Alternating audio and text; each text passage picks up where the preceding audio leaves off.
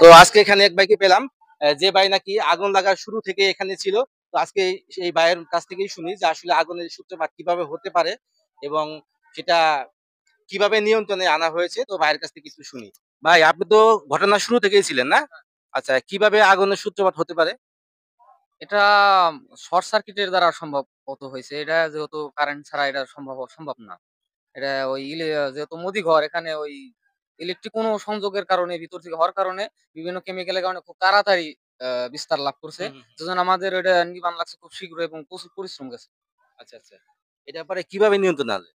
এটা স্বাভাবিক, আমরা প্রথমত আমরা এই বিদ্যুৎ লাইনকে আমরা শাটডাউন দেওয়া হয়েছে। তারপর হলো আপনার কিছু প্রয়োজনীয় যেগুলো ছিল, গ্যাস সিলিন্ডার ছিল, ওগুলো আমরা সরাই ফেলছি।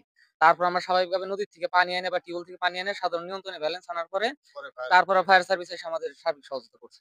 আগুন লেগেছে তার আশেপাশে কিন্তু আরো বেশ কয়েকটা দোকান আছে। আগুন কিন্তু দ্রুত ছড়িয়ে যেতে পারতো, কিন্তু সবাই মিলে কিন্তু আসলে আগুনটাকে নিয়ন্ত্রণ করার পরে যে আশেপাশে যে দোকানগুলো আছে সেই দোকানগুলো কিন্তু রক্ষা পেয়েছে।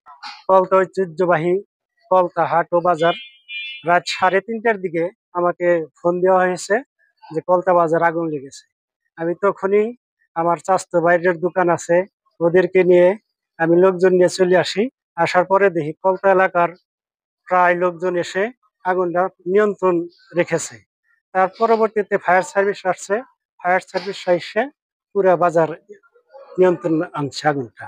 আর যে ক্ষয়ক্ষতি হচ্ছে, আমি আশা করব যে আমাদের এই ব্যবসায়ীদের যে ক্ষয়ক্ষতিটা হয়েছে, এই সরকারের কাছে বিনীত আবেদন এদেরকে যেন সার্বিক সহযোগিতা করে ক্ষতিটা পূরণ করতে পারে। আমাদের কলতা বাজারে হঠাৎ করে কালকে রাত প্রায় 3:30টার দিকে ভয়াবহ আগুন লাগে। কিভাবে লাগছে এটা আমরা বলতে পারব না, তবে বেশি সম্ভব কারেন্টের শর্ট সার্কিট বোধহয় হয়েছে। আহ, 4-5টা দোকান পুরো একবারে নিঃস্ব হয়ে গেছে। গরিব মানুষ, এদের ঘরে কিছুই নাই। চালের দোকান, মুদি দোকান, কাপড় লন্ড্রি দোকান, 2-3টা মুদি দোকান, স্বর্ণের দোকান পুরা ছাই হয়ে গেছে। এদের জন্য জেলা প্রশাসক এবং থানা নির্বাহী অফিসারের কাছে আমরা আবেদন জানাচ্ছি এলাকাবাসীর পক্ষ থেকে।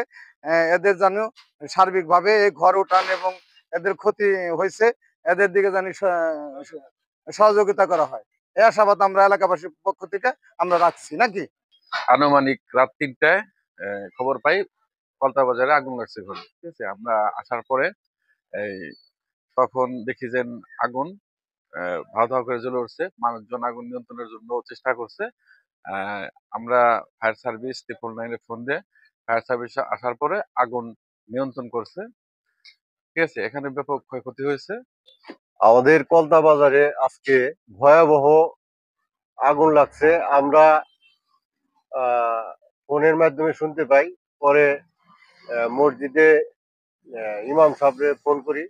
মাইকিং করার পরে আমরা এলাকার গ্রামবাসী যারা আছি সবাই স্বতঃস্ফূর্তভাবে ঝাঁপিয়ে পড়ি এবং কি এলাকার সব মানুষ, শ্যামনগর, মাশাইল, কলতা, রাজারকলতা, বাটিমুড়ি, সমস্ত মানুষ আমরা এসে সবাই নিজে দায়িত্বে খাল বিল থেকে পানি নিয়ে টিউবওয়েল যেতে আমরা এই আগুন নিয়ন্ত্রণ করি এবং ফায়ার সার্ভিসে ফোন করি। ফায়ার সার্ভিস দ্রুত আসছে। তো এলাকাবাসী আমি খুব ধন্যবাদ জানাই যে এই ধরনের বিপদে সবাই জানার সাথে সাথে স্বতঃস্ফূর্তভাবে আগে আসছে। হ্যাঁ, তা নইলে আরো বড় ধরনের ক্ষতি হয়ে যেত, পুরো বাজারটা আমাদের শেষ হয়ে যেত। তো আজকে এই কলতা বাজারের অগ্নিকাণ্ডের বিষয়টি একটু আপনাদের সাথে তুলে ধরলাম। সবাই ভালো থাকবেন, সুস্থ থাকবেন। আল্লাহ হাফেজ।